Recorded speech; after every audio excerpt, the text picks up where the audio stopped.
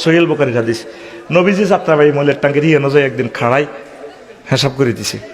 সোহেল বুখারীর হাদিস। সোহেল বুখারীর হাদিস। নবীজি যাত্রাবাড়ি মলের টাঙ্গের হিয়ানো যায় একদিন খাড়াই হিসাব করে দিছে। সোহেল বুখারীর হাদিস। জবান দিয়ে সাহাবীদেরকে আঘাত করে, তাদের জবান দিয়ে নবীদেরকে আঘাত করে, তাদের জবান দিয়ে আল্লাহর হাবিব রাহমাতুল লিল আলামিন নবীকে আঘাত করে, এরপরেও কি আপনারা বলবেন তারা সঠিক মুসলমান? যুবক ভাইরা, আপনারা ফেসবুকে নিশ্চয় একটা বক্তব্য শুনছেন। আপনাদের এই কুমিল্লার একজন বক্তা, তিনি আল্লাহ রসুল সাল্লাল্লাহু আলাইহি ওয়াসাল্লামকে এইভাবে তুলে ধরেছেন যে একজন প্রশ্ন করেছে দাঁড়িয়ে প্রস্রাব করা যাবে কিনা। তিনি সহিহ বুখারী থেকে একখানা হাদিসের অংশ তুলে ধরে এইভাবে নবীজিকে উপস্থাপন করেছেন যে যাত্রাবাড়ির ময়লার ট্যাঙ্কির পাশে আল্লাহর নবী দাঁড়ায় পেশাব করে দিয়েছেন। সোহেল বুখারীর হাদিস। নবীজি যাত্রাবাড়ি মলের টাঙ্গের হিয়ানো যায় একদিন খাড়াই হিসাব করে দিছে। সোহেল বুখারীর হাদিস। এই কথাটা বলতেও তো আমাদের ভয় লাগে। আল্লাহর হাবিব রাহমাতুল লিল আলামিনের প্রতিটি কাজ হলো উম্মতের জন্য শিক্ষণীয়। নবীজি উম্মতকে শিক্ষা দেওয়ার জন্য অনেক ঘটনা ঘটিয়েছেন, প্রেক্ষাপট তৈরি করেছেন। কোন সময় তায়াম্মুম করতে হবে, কোন সময় আপনি ওযু ছাড়া তায়াম্মুম দিয়ে নামাজ পড়তে পারবেন, এটা শিখাইবার জন্য একটা ঘটনা আছে। উম্মত যদি কোথাও গিয়ে বসে প্রস্রাব করার সুযোগ না পায়, ওই ব্যবস্থাপনা না থাকে, অথবা অসুস্থ হয়, বসতে পারে না, সেই সময় তারা কি করবে এটা শিক্ষা দেওয়ার জন্য আল্লাহর হাবিব রাহমাতুল লিল আলামিনের একটা ঘটনা সুন্দর শব্দ চয়নের মাধ্যমে উপস্থাপন না করে তার দৃষ্টি চলে গেছে যাত্রাবাড়ির ময়লার ট্যাঙ্কির কাছে। বলেন, এই মানুষগুলি আল্লাহর নবীকে ইজ্জত দিতে জানে না? নবীজিকে কিভাবে বললে সম্মান হবে, নবীর সম্মান ফুটে উঠবে, ওইদিকে তারা চিন্তাও করে না, তারা ভাবেও না যে রাসূল পাকের সাথে বেয়াদবি হয় কিনা। এরাই হলো সেই 1400 বছর আগের খারেজি।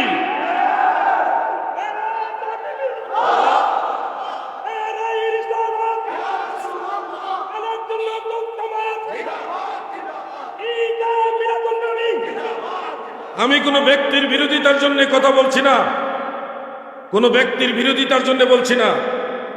আল্লাহর নবীকে যদি এই ধরনের শব্দ দিয়ে বলা হয় আমাদের কষ্ট লাগে।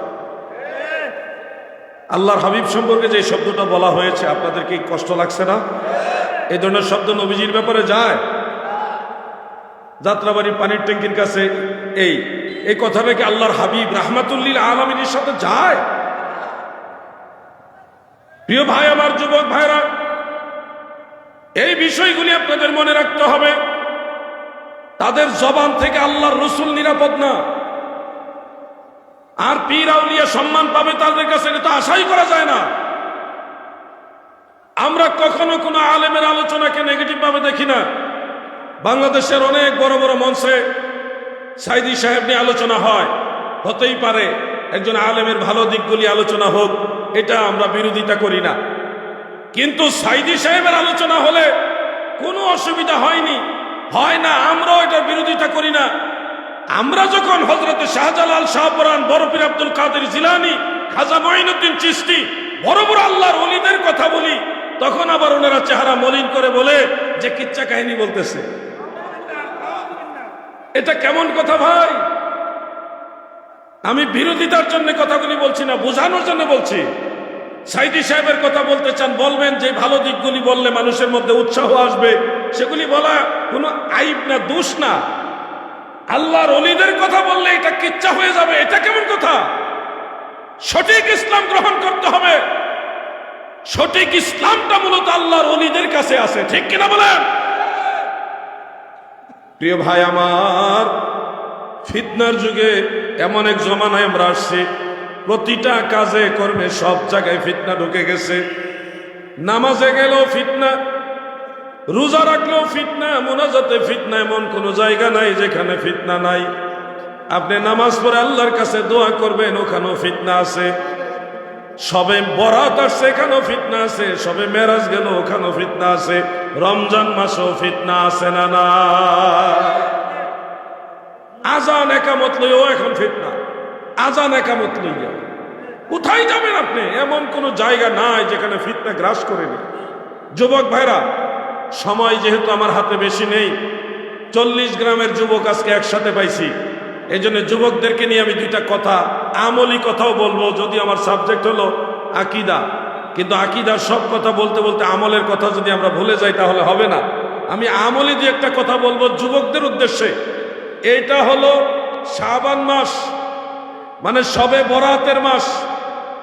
এই মাস একটা বিশেষ গুরুত্বপূর্ণ মাস। আপনারা জানেন শবে বরাত হলো ভাগ্য রজনী, মানুষের বাজেট, 1 বছরের বাজেট শবে বরাতে নির্ধারণ হয়। কিন্তু আপনি এই কথাটাই দেখবেন সুন্নি জামাত ছাড়া অন্যরা তারা এটা মানতে নারাজ। তারা বলে এগুলো দরকার নাই, বিভিন্ন কথা দিয়ে আপনাদেরকে অনুৎসাহিত করবে। অথচ 4-5টা কিতাবের নাম বলি, খেয়াল রাখবেন। তাফসিরে দুররে মানসুর সূরা দুখানের প্রথম, দ্বিতীয়, তৃতীয় 3টা আয়াতের তাফসিরের মধ্যে উল্লেখ রয়েছে।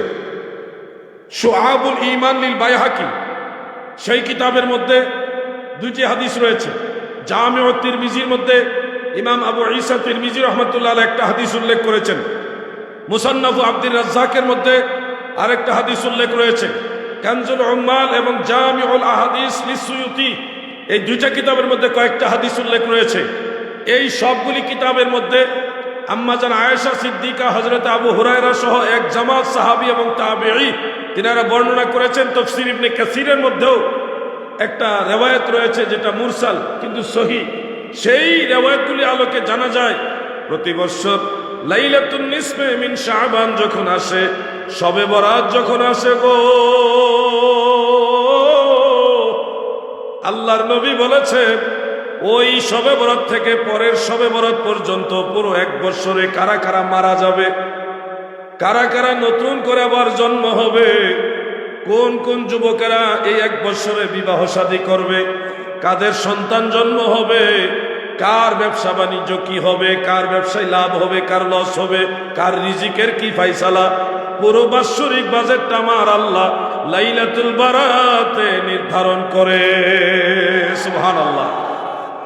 এরপর আরো হাদিস রয়েছে কিতাবুস সুন্নাহ, ইমাম ইবনু আবি আসিম রাহমাতুল্লাহ আলাইহির লেখা, সেখানে বিশুদ্ধ সনদ উল্লেখ।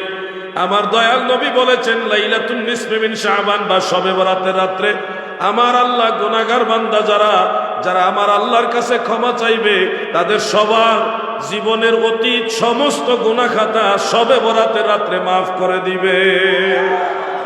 এখন এই আমি সংক্ষেপে নিয়ে আসবো, এই কয়েকটা বিষয় আপনারা খেয়াল করেন।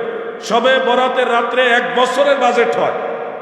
হায়াত, মওত, বিবাহ শাদী, সন্তানাদি, রিজিক, ধন দৌলত সব 1 বছরের বাজেট আল্লাহ নির্ধারণ করেন এবং গুনাহ খাতা মাফ করেন।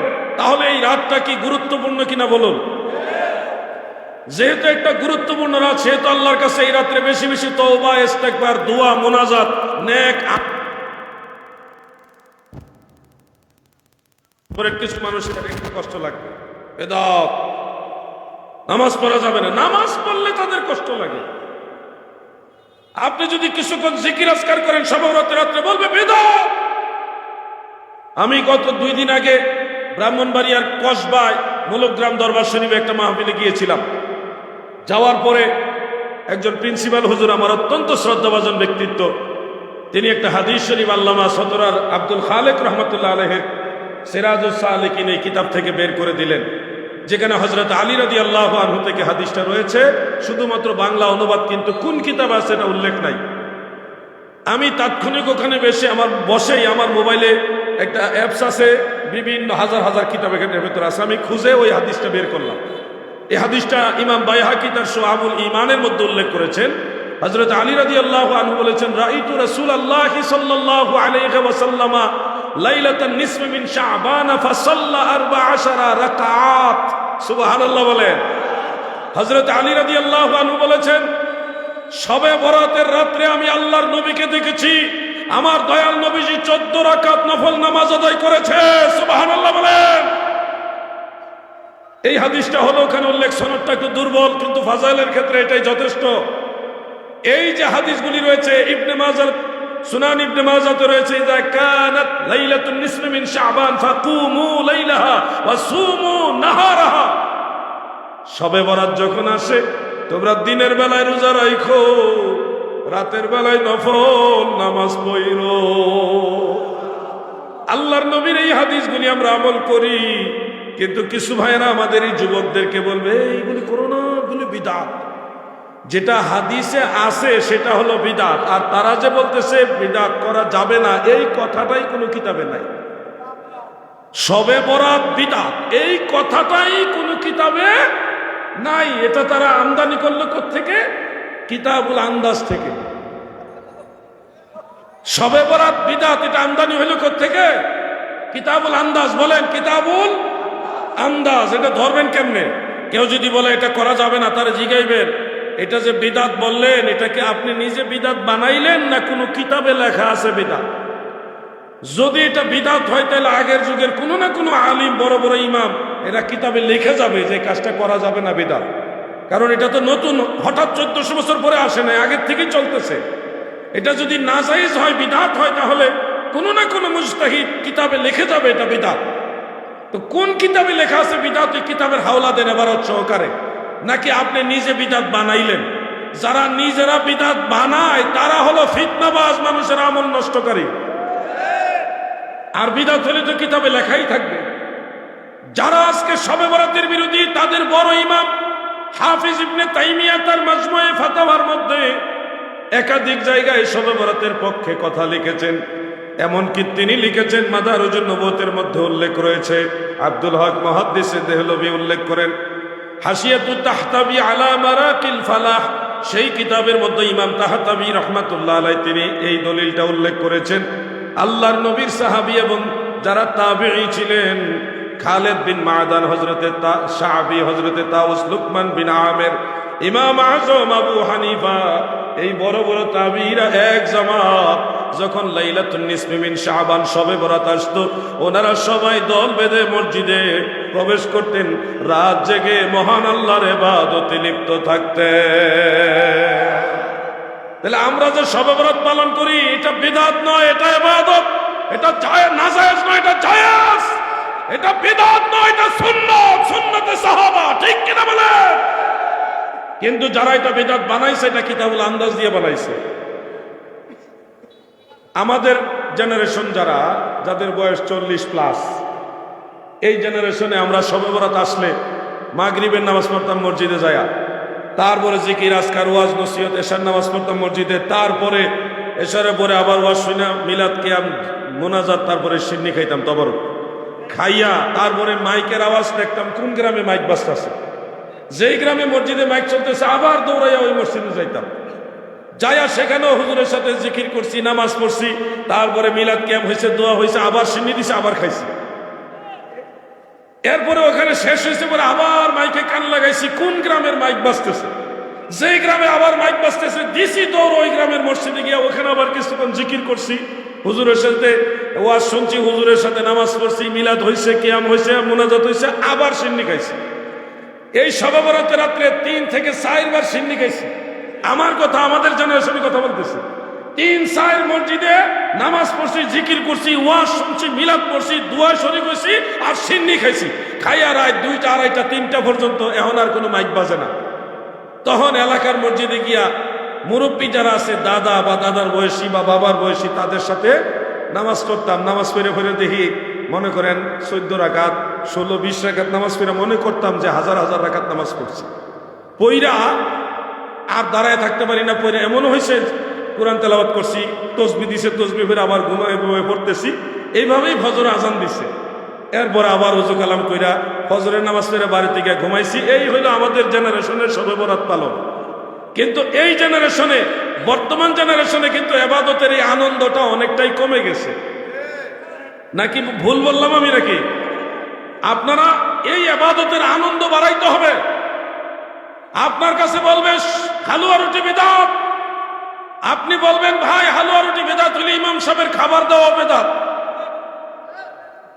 হালুয়া রুটি কেন বিদআত? যে নবীজির জামানায় শবে বরাত উপলক্ষে হালুয়া রুটি ছিল না, সাহাবীদের জামানায় ছিল না, এই জন্য এটা পরে আবিষ্কৃত হয়েছে বিদআত।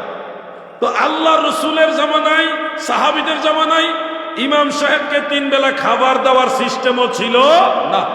তো যেই যুক্তিতে হালুয়া রুটি বিদআত, ওই যুক্তিতে ইমাম সাহেবের খাবারও বিদআত। এইটা চললে ওইটাও চলবো, এটা বন্ধ হইলে এটা বন্ধ হইব, ঠিক কিনা বলেন? দেখবেন মাসআলা ঘুরে জায়গাতে পড়ছে। ইমাম সাহেবের 3 বেলা খাবার নাজায়েজ বলছি না, অবশ্যই জায়েজ, কিন্তু কোন দলিলের ভিত্তিতে এটা জায়েজ হইল? আপনারা মনে রাখবেন এই কথাগুলো। প্রিয় নবীজি সাল্লাল্লাহু আলাইহি ওয়াসাল্লাম এবং সাহাবায়ে কেরামের জামানায় ইমাম সাহেবকে মুসল্লির বাড়ি 3 বেলা খাবার দেওয়ার এই প্রচলন ছিল না। পরবর্তীতে এই সিস্টেমটা চালু হয়েছে, কারণ ইমাম সাহেবেরও তো সংসার আছে, পেট আছে, আওলাদ আছে, তাকে সহযোগিতা করতে হবে। আইম্মায়ে কেরাম কোরআন সুন্নাহ গবেষণা করে বলেছেন এটা ইমাম সাহেবের বেতন দেওয়া, খাবার দেওয়া এটা জায়েজ আছে, এটার উপর ফতোয়া হয়েছে। তো ওই যে দলিল কি? দলিল হলো মান সান্না ফিল ইসলামে সুন্নাতান হাসানা কানা লাহু আজরুন ইলা আখিরিল হাদিস। ইসলামের মধ্যে ভালো কোন রীতি কেউ যদি আবিষ্কার করে, এই ভালো রীতির জন্য তার সওয়াব আছে। সওয়াব মানে প্রতিদান আছে। দাদু ভাই আমার, মানুষকে খাবার দেওয়া নিঃসন্দেহে ভালো কাজ। আইয়ুল ইসলামি খাইরুন ক্বালা তুতিমুত তাআম। ইসলাম ধর্মের সর্বোত্তম কাজ হলো মানুষকে খাবার দেওয়া। এই 2-3টা হাদিস এগুলি থেকে স্পষ্ট হয় ইমাম সাহেবের খাবার দেওয়া ভালো কাজ, এবং এই ভালো কাজের রেওয়াজ প্রচলন করলো এটা সওয়াবের কাজ হবে। ঠিক এই একই দলিলে শবে বরাতে যদি হালুয়া রুটি বা যে কোনো হালাল খাদ্য প্রতিবেশীকে দেয়, ভাই ভাইকে দেয়, তাহলে ওই একই দলিলে শবে বরাতের হালুয়া রুটিও জায়েজ। শুনুন আমার ভাইরা, মূলনীতি ওই আপনার বেলা জায়েজ, অন্যদের বেলা না জায়েজ, এই ফতোয়া চলবে। এই জন্য আপনাদেরকে বলবো, 40 গ্রামের যুবক, আমার কলিজার টুকরা যুবক ভাইরা, তোমরা এবার শবে বরাতে ইবাদতের আনন্দের সেই মৌসুম জাগ্রত করো।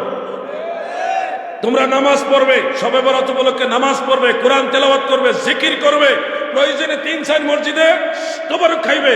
এটা একটা আনন্দ, না জায়েজ কাজ তো না, ভালো কাজ। তবরুক খাওয়া কি জায়েজ আছে?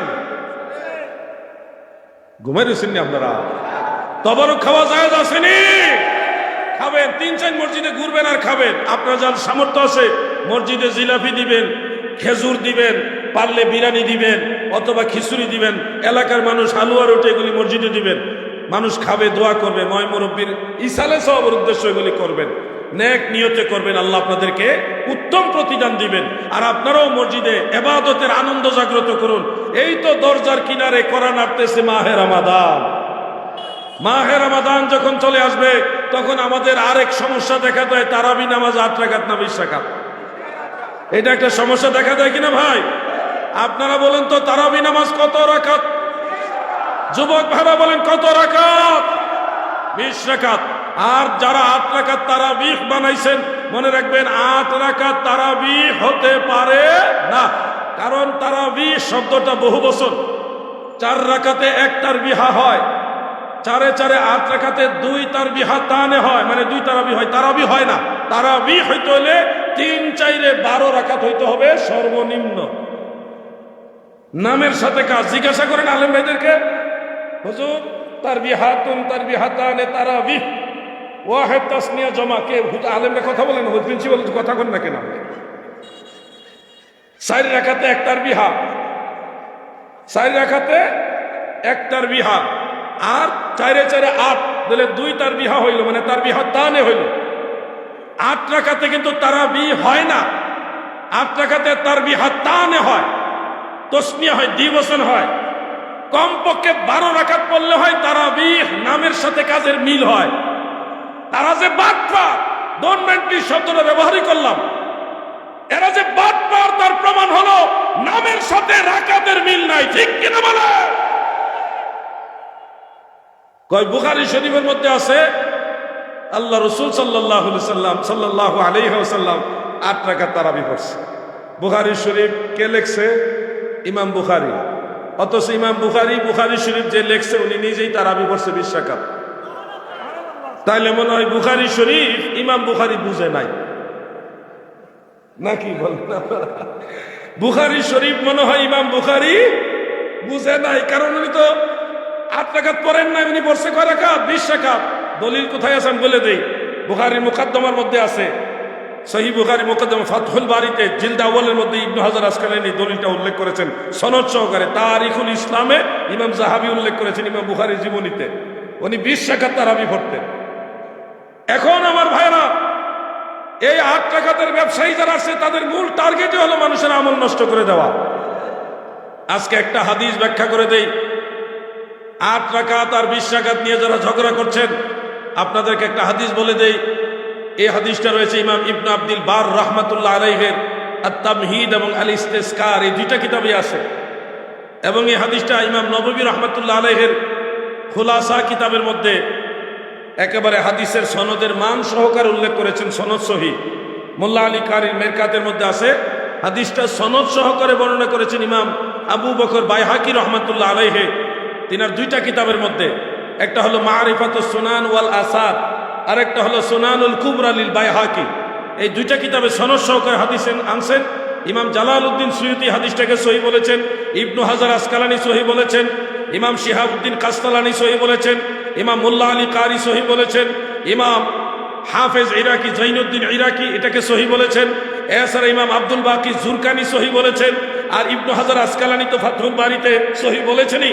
ইমাম ইবনু রজব হাম্বলি দামেশকি উনিও হাদিসটাকে সহিহ বলেছেন, আরো বহু ইমামই হাদিসটাকে সহিহ বলেছেন। হাদিসটা হলো কানু ইয়াকুমুনা ফি আহদে উমর ইবনুল খাত্তাব রাদিয়াল্লাহু আনহু 20 রাকাতান, অর্থাৎ হযরত ওমর রাদিয়াল্লাহু আনহুর জামানায় রাসূল পাকের সমস্ত সাহাবারা ঐকমত্য পোষণ করে, মানে কোন ধরনের ইখতিলাফ ছাড়া। আল ইস্তিসকারের মধ্যে উল্লেখ আছে, আর তামহিদের মধ্যে আছে যে বেলা খিলাফিন মিনাস সাহাবা, সাহাবীদের মধ্যে কোন ধরনের মতানৈক্য ছাড়া সবাই 20 রাকাত তারাবি পড়েছে। আমি জানতে চাই 40 গ্রামের যুবক ভাইরা, আল্লাহর রাসূলের সব সাহাবারা 20 রাকাত তারাবির ব্যাপারে একমত, আমরা কি একমত না দ্বিমত?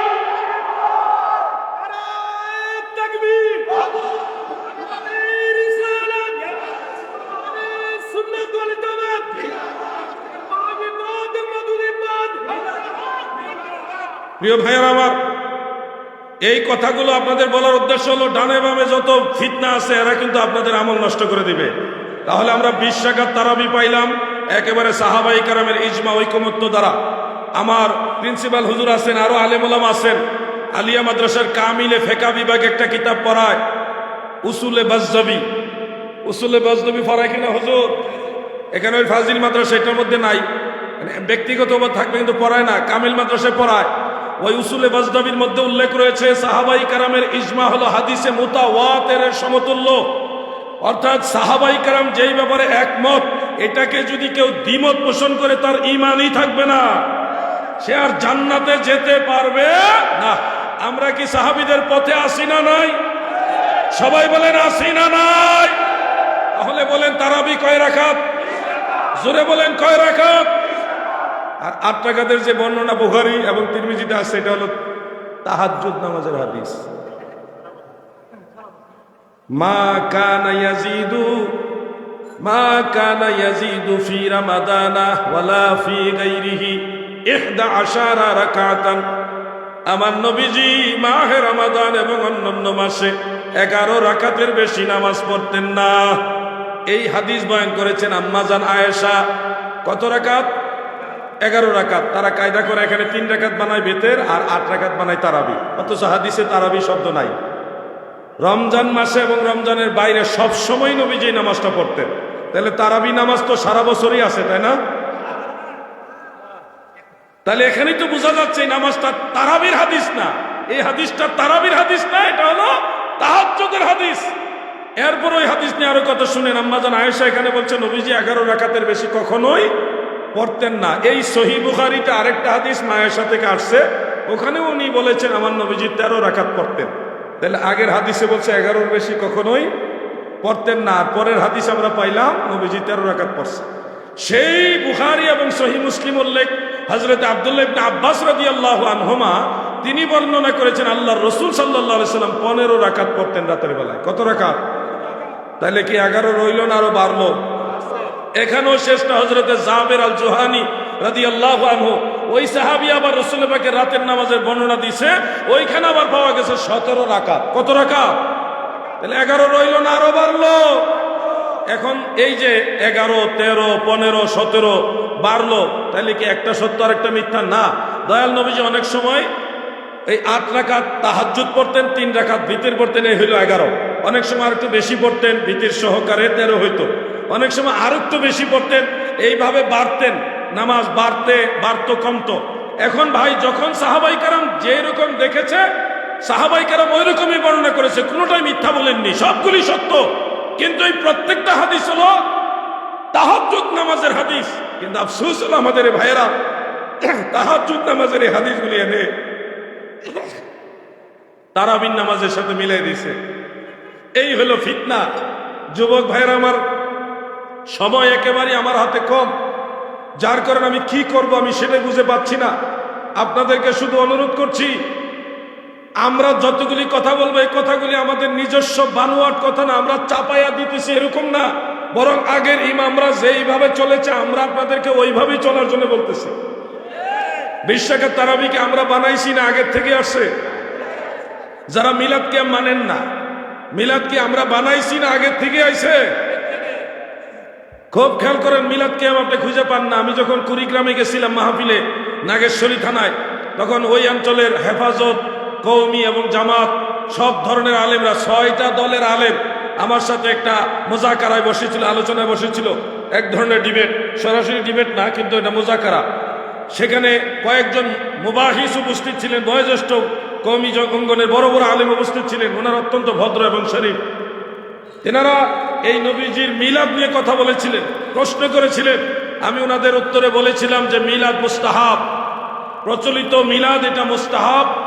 আহলে সুন্নাত ওয়াল জামাতের 140 জন হাফিজুল হাদিস ও মুজতাহিদ বড় বড় ইমাম মিলাদুন নবীর পক্ষে কিতাব লিখে গেছেন।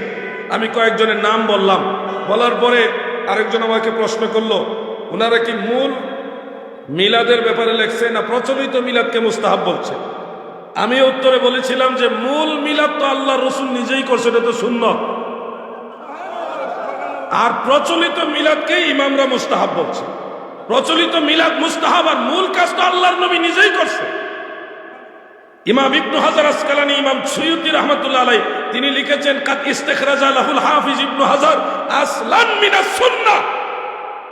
মিলাদের আসল, মিলাদুন নবী যে জায়েজ, এটা যে সওয়াবের কাজ, এটার আসল ভিত্তি বের করেছে সুন্নাহ থেকে, রাসূলের সুন্নাহ থেকে। আর প্রচলিত মিলাদ মানে ওই যে কোরআন তেলাওয়াত আছে, হাদিস আছে, তারপর সেখানে দুরূদ শরীফ আছে, নাত শরীফ আছে, এরপরে নবীজির জীবনী সম্পর্কে কিছু, বেলাদাত সম্পর্কে কিছু কথা আছে, এরপরে দোয়া আছে, ইতামুত তাআম আছে, মানুষকে তবরক বিতরণ। এই প্রচলিত মিলাদটাকেই মুহাদ্দিসিন ফুকাহায়ে কেরাম বলেছে মুস্তাহাব। ইউস্তাহাব্বু লানা ইজহারু শুকরি বি মাউলিদিন নবী সাল্লাল্লাহু আলাইহি সাল্লাম, যে আল্লাহ রসুলের মিলাদের মাধ্যমে আল্লাহর শুকরিয়া আদায় করা আমাদের জন্য মুস্তাহাব। এটার ব্যাখ্যা কাইফিয়াতটাও ইমাম সুয়ুতী ব্যাখ্যা দিয়েছেন। হাফিজুল হাদিস ইমাম ইউসুফ সালিহি শামি রাহমাতুল্লাহ আলাইহি তিনিও ব্যাখ্যা দিয়েছেন, অন্যান্য ইমামরা দিয়েছেন। অতএব মূল মিলাদ সুন্নাত, প্রচলিত মিলাদ হলো মুস্তাহাব। যেমন আপনারা খেয়াল করেন, আপনাদের এই বৃহত্তর চাঁদপুরের মধ্যে তাফসিরুল কুরআন মাহফিল হয় কিনা? রাসূল করিম সাল্লাল্লাহু আলাইহি সাল্লাম এবং সাহাবায়ে কেরামের জামানায় এই সিস্টেমে প্রচলিত তাফসিরুল কুরআন মাহফিল ছিল না, কিন্তু কোরআনের তাফসীর ছিল, এই সিস্টেমে ছিল না। এখন যেই যুক্তিতে আপনি বলতেছেন প্রচলিত মিলাদ করা যাবে না, ওই যুক্তিতে তাফসিরুল কুরআন মাহফিলও করা যাবে না। আপনার নিজের বেলায় তো জায়েজ বানাই নিছেন, রাসূলের মিলাদের ব্যাপারে না জায়েজ কেন? মূল ফ্যাক্ট হলো এরা নবীজিকে 40 বছর বয়সের আগে নবী মানে না, এই জন্য মিলাদুন্নবীর বিরোধিতা করে। তারা বলে 40 বছর বয়সে আল্লাহর নবী নবী হয়েছে, এই জন্য ওই রাসূল পাকের বেলাদাতের সময়টাকে মিলাদের বা নবীর নবী হিসেবে মানে না, বিধায় মিলাদুন্নবী তারা মানতে চায় না। আল্লাহ ফিতনা থেকে গোটা জাতিকে হেফাজত করে, বলে না আমিন, সবাই বলে না আমিন। সংক্ষেপে কথাগুলি আপনাদের সামনে তুলে ধরছি।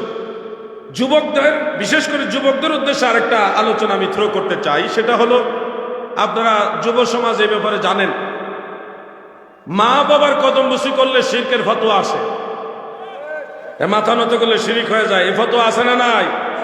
আমরা যখন পরীক্ষায় গিয়েছি মা বাবার কদম বুসি করেছি, উস্তাদ বুজুর্গ কদম বুসি করে দোয়া নিয়েছি ওনাদের কাছ থেকে, এরপরে মই মুরব্বীদের কাছে কদম বুসি করে দোয়া নিয়েছি। ও হাজীগঞ্জের নবীর প্রেমিকারা, মন দিয়ে শুনো,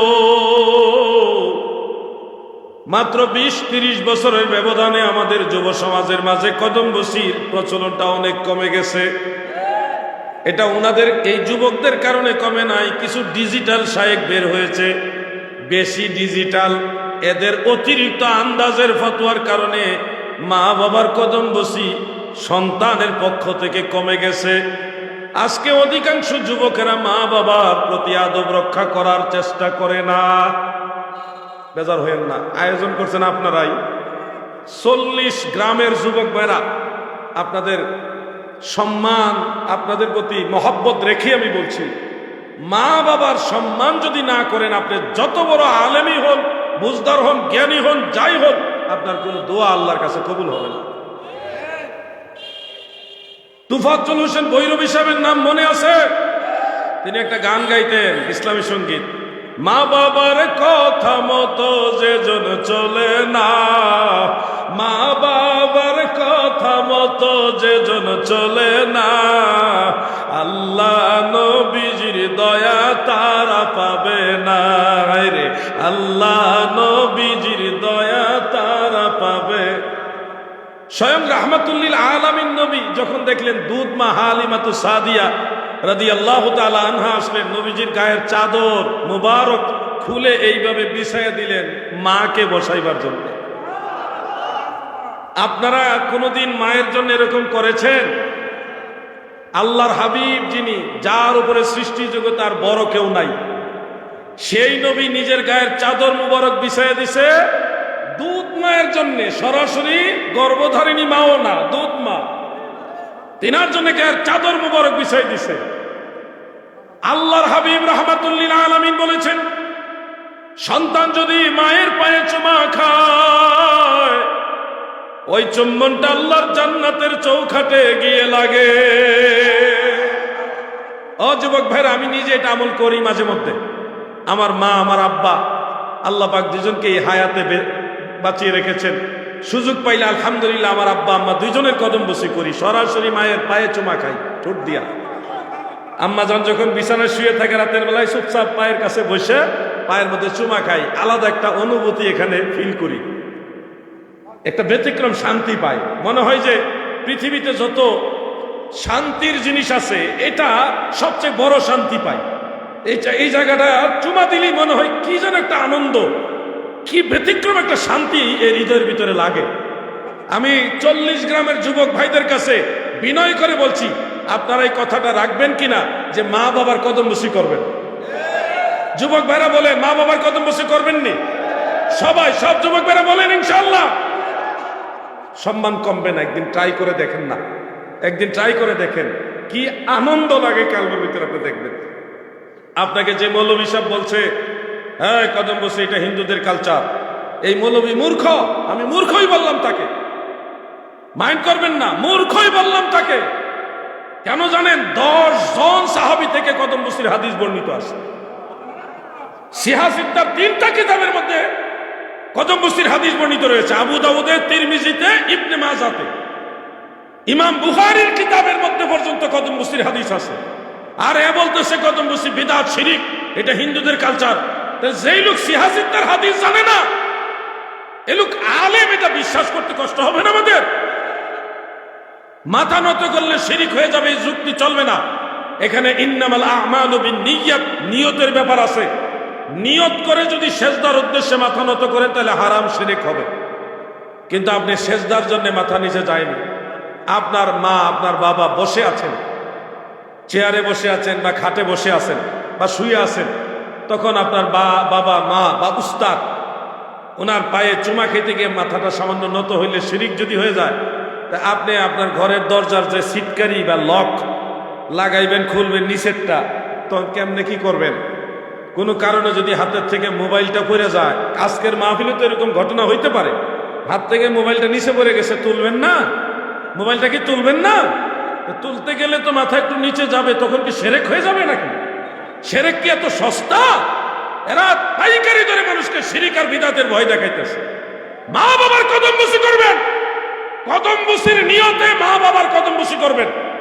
যদি এই কারণে আল্লাহ তাআলা হাসরের ময়দানে আপনার গুনাহগার বানায়, আপনারা সবাই সাক্ষী, সেজদার নিয়তে না, কদম বুসি নিয়তে কদম বুসি করবেন। এটার কারণে আল্লাহ নিঃসন্দেহে কোনো আপনাদেরকে পাকড়াও করবে না। এরপর আপনাদেরকে উৎসাহিত করার জন্য বলছি, গুনাহ হইলে এটার দায়ভার আমি নিব। তারপরে মা বাপের সম্মান করবেন, মা বাপের ইজ্জত করবেন, মা বাপের কদম বুসি করবেন। উস্তাদের মধ্যে বুজুর্গ উস্তাদ হইলে কদম বুসি করবেন।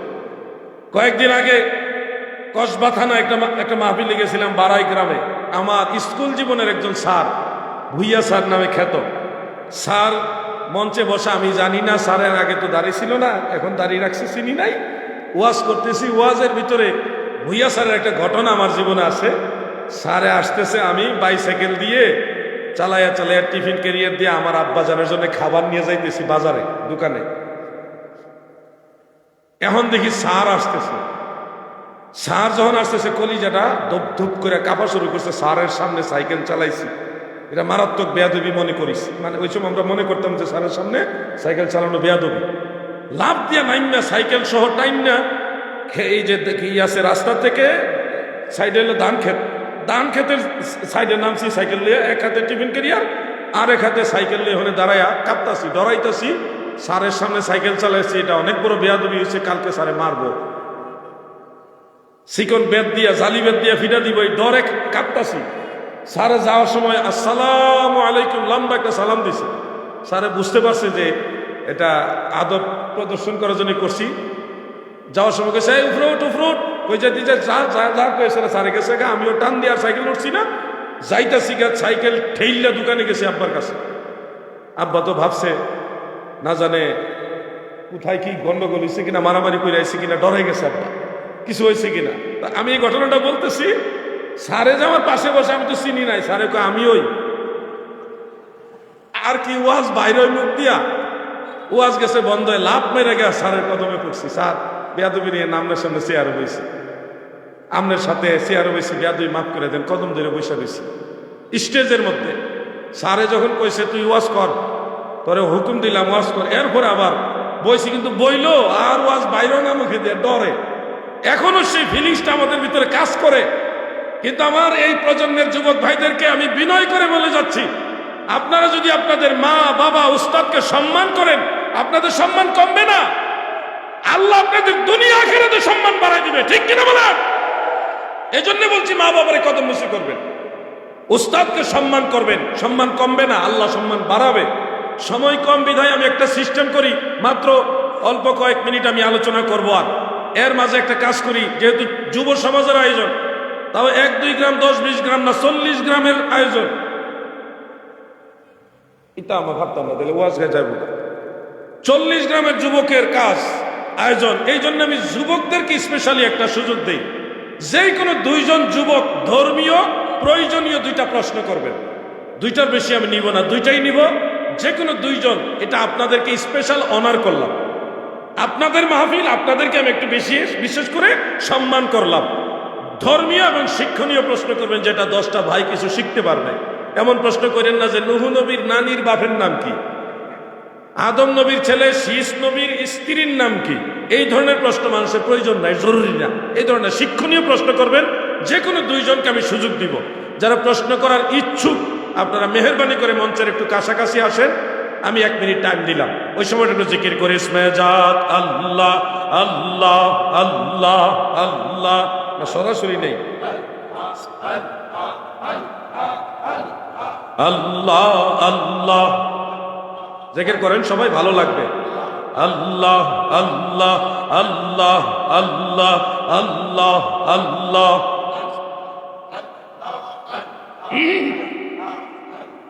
সাদের জীবন বিফলে গো, সোনার জীবন বিফলে নবী আপনাই না পাইলে। আল্লাহ আল্লাহ আল্লাহ লা ইলাহা ইল্লাল্লাহু মুহাম্মাদুর রাসূলুল্লাহ সাল্লাল্লাহু আলাইহি ওয়াসাল্লাম। আপনি কমিটির সাথে জড়িত, আপনারা না, অন্য কেউ নেই। যে আর অন্য যুবক কারা আছেন, সরাসরি কমিটির লোক প্রশ্ন করলে বলবে আমি সাজায় নিয়ে আসছি। একজন মুরব্বীদের আজকে চান্স নাই, আজকে সব যুবকদের চান্স। জি ভাই যান।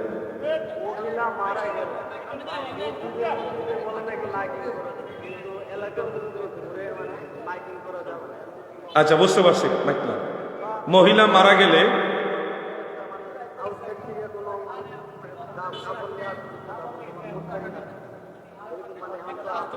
বুঝতে পারছি। আমার এই যুবক ভাই, আপনি একটু অপেক্ষা করেন, ওনারটা শেষ করে আবার আপনাকে বলবো। আমার এই যুবক ভাইয়ের প্রশ্নটা হলো, মহিলা মারা গেলে মসজিদে মাইকিং করা হয়, কিন্তু এমনিতে ভ্যানে, অটোতে, সিএনজিতে মাইকিং করতে দেওয়া হয় না কেন? মহিলাদের জানাজার নামাজে লোক সংখ্যা বাড়ানোর জন্য কিংবা আত্মীয় স্বজন সবাইকে, এলাকাবাসীকে জানান দেওয়ার কি প্রয়োজন নেই? এই ধরনের প্রশ্নটা শুনুন।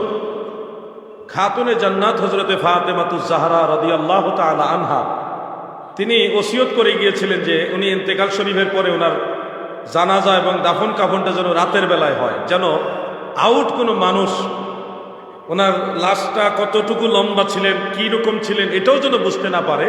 এটা ছিল ওনার তাকওয়া। এই তাকওয়া অবলম্বন করে কোনো মা, কোনো বোন ইন্তেকালের আগে যদি ওসিয়ত করে যায়, তাহলে সেই ওসিয়ত অনুযায়ী আপনারা সেটা পালন করবেন। কিন্তু এরকম ওসিয়ত না থাকলে জানাজার নামাজে মহিলাদের হোক আর পুরুষের হোক, ফতোয়া আলমগীরের মধ্যে মাসআলা আছে। মৃত ব্যক্তির মৃত্যুর সংবাদ প্রচার করা এটা মুস্তাহাব, সোয়াবের কাজ, সেটা পুরুষ হোক আর মহিলা হোক। ফতোয়া আলমগীরের মধ্যে মাসালাটা আছে, মৃত ব্যক্তির মৃত্যু সংবাদ প্রচার করা মুস্তাহাব, সোয়াবের কাজ। এই জন্যে পুরুষ হোক আর মহিলা হোক, যদি ওই মহিলার ওসিয়ত না থাকে, স্পেশাল যদি ওসিয়ত না থাকে, তাহলে আপনারা অবশ্যই তার মৃত্যু সংবাদ প্রচার করবেন। এতে করে কি লাভ হবে? তিরমিজি শরীফের মধ্যে উল্লেখ, কোনো মানুষ, কোনো মুসলমান মারা গেলে তার জানাজায় যদি 3 কাতার মুসল্লি হয়, সর্বনিম্ন কয় কাতার? 3 কাতার, এর উপরে 5, 7, এই বেজুর আরো বাড়বে।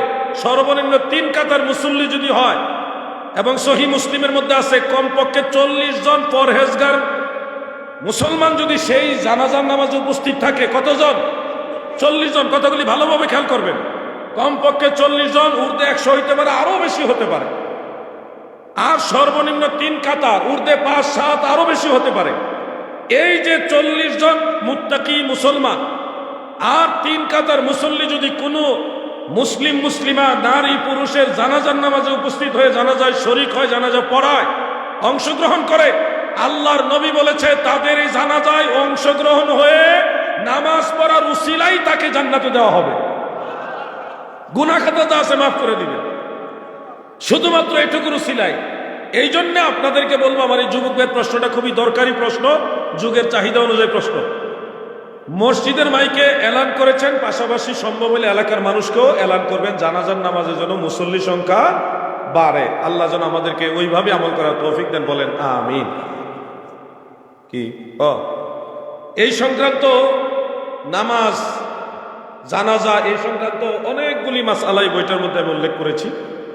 আজান, একামত, ওযু, নামাজের শুরু থেকে শেষ পর্যন্ত প্রত্যেকটা মাসআলা, তারাবির নামাজ সহ, ঈদের নামাজ, জুমার নামাজ, জানাজার নামাজ, জানাজার পরে দোয়া, ফরজ নামাজের পরে দোয়া, আজানের আগে সালাত সালাম, আজানের পরে দোয়া, এই ডিটেল সবকিছু একসাথে এই বইটার মধ্যে পেয়ে যাবেন। যুব সমাজের প্রত্যেকেরই বইটা প্রয়োজন।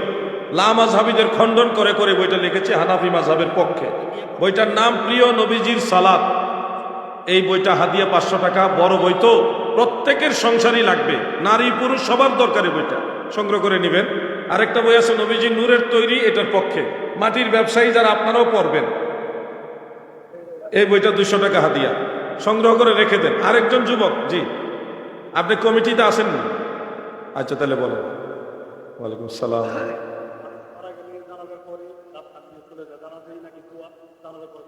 ধন্যবাদ, অনেক মূল্যবান প্রশ্ন করেছেন। জানাজার পরে অনেকে দোয়া করে না, জানাজা শেষ হলে লাশ কাঁধে নিয়ে চলে যায় এবং তারা বলে জানাজাটি দোয়া, এরপর আর দোয়া লাগে না। এই প্রশ্নের উত্তরে আমি এক কথাই বলবো, শুনুন, জানাজার নামাজটা শুধুমাত্র দোয়া নয়, এটা নামাজ। আল্লাহ তাআলা নিজে জানাজাকে নামাজ বলেছে, সালাত বলেছেন। আল্লাহর নবীও জানাজাকে সালাত বলেছেন। কোরআন শরীফের সূরা তওবার 84 নম্বর আয়াত, যুবক ভাইরা বলেন কত নম্বর আয়াত? 84 নম্বর আয়াত আল্লাহ তাআলা বলেছেন, ওয়ালা তুসাল্লি আলা আহাদিন মিনহুম মাতা আবাদা ওয়ালা তাকুম আলা কবরিহি ইলা আখিরিল আয়াহ। এখানে জানাজাকে আল্লাহ তাআলা বলেছেন ওয়ালা তুসাল্লি, সালাত বলেছেন। নবী করিম সাল্লাল্লাহু আলাইহি ওয়াসাল্লাম বলেছেন ইজা সাল্লাইতুম আলাল মাইয়্যিত ফাখলিসু লাহু দুআ, তোমরা যখন মৃতদের উপরে সালাত পড়বে, তাহলে আল্লাহ এবং আল্লাহ রাসূল জানাজাকে সালাত বললেন। আপনি যখন নিয়ত করেছেন আপনিও কিন্তু জানাজাকে সালাত বলেছেন। আমি নিয়তটা বলি, এক জায়গায় ইচ্ছা করে ভুল করব, আপনারা ধরবেন ইনশাআল্লাহ। পারবেন না? নাওয়াইতু আন ওয়াদ্দিয়া লিল্লাহি তাআলা আরবাআ তাকবীরাতে দুআইল জানাজাতে ফারজিন। হয় না মাশাআল্লাহ। কি হবে এখানে? তাহলে দেখেন, নিয়ত করার সময় আপনারা বলছেন জানাজা, এটা সালাত, সালাতিল জানাজাতে বলছেন, সালাত বলছেন। আল্লাহ তাআলাও জানাজাকে সালাত বলেছে, আল্লাহর নবীও জানাজাকে সালাত বলেছে। আপনিও নিয়তের সময় বলছেন জানাজা সালাত, মাইকিং এর সময় বলছেন মরহুমের জানাজার নামাজ। এরপরেও আপনি কেন বলতেছেন জানাজাটাই দোয়া? তাইলে তো হইল না। এরপরে ধরেন ফরজ নামাজ পড়ে দোয়া করেন, সুন্নত নামাজ পড়ে দোয়া করেন, নফল নামাজ পড়েও দোয়া করেন, করেন কিনা আপনারা? এখন নামাজই যদি দোয়া হয় আর নামাজের পরে যদি দোয়া না লাগে, তাহলে ফরজ নামাজের পরে, সুন্নত নামাজের পরে, নফল নামাজের পরে হেইটাও তো আপনার দৃষ্টিতে দোয়া, তাহলে হেইটির পরে দোয়া করেন কেন? প্রশ্ন দাঁড়াবে কিনা? ইসলাম ধর্মে দোয়ার পরে দোয়া নিষেধ না, বরং আল্লাহর নবী বলছে আকসিরুদ দোয়া, বেশি বেশি দোয়া করো। এক মাহফিলে যদি একজন বক্তার পরে আরেকজন বক্তা দোয়া করে, এটা কি গুনাহ হবে? ইসলামে দোয়া বারবার নিষেধ করেনি। এখন এক কথাই মনে রাখবেন, আমাদেরকে যদি প্রশ্ন করেন যে হুজুর জানাজার পরে দোয়া এটা কেন করেন, আমরা কয়েকটা উত্তর দিব। এর মধ্যে একটা উত্তর হলো আল্লাহর নবী নিজেই জানাজার পরে দোয়া করেছেন, এই জন্য আমরা করি। এবার একটা হাদিস আমি সবসময় যেটা বলি সেটাই আপনাদের শোনাই। আমার জানা মতে 20টার উপরে হাদিস আছে জানাজার পরে দোয়ার পক্ষে। একটা হাদিস সহিহ মুসলিমের হাদিস নাম্বার 2276। বলেন হাদিস নাম্বার কত? এটা অ্যাপসের মধ্যে হাদিস নাম্বার মিল পাইবেন না, আরবি কিতাব, মেইন কিতাব যেটা ওখানে পাবেন, যেটা ইন্টারন্যাশনালি হাদিস নাম্বার, সেখানে এইভাবে রয়েছে আন আউফ ইবনে মালিক রাদিয়াল্লাহু তাআলা আনহু قال صلى رسول الله صلى الله عليه وسلم على جنازة فحفظت من دعائه وهو يقول اللهم اغفر له وارحمه الى اخر الحديث। হযরত আউফ ইবনে মালিক বলেন, আল্লাহর নবী যে এক ব্যক্তির জানাজার নামাজ আদায় করলেন, সেই জানাজার পরে নবী দোয়া করেছেন, আমি শুনে শুনে সেই দোয়াটা মুখস্থ করেছি। এত সুন্দর দোয়া করেছে গো,